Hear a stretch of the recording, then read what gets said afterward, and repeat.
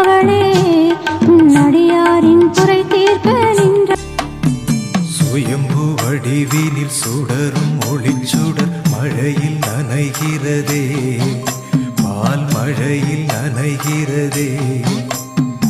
ஞான பால் தரும் தாயின் மடிதனில் பாலும் பொழிகிறதே, அதில் பாவம் தொலைகிறதே.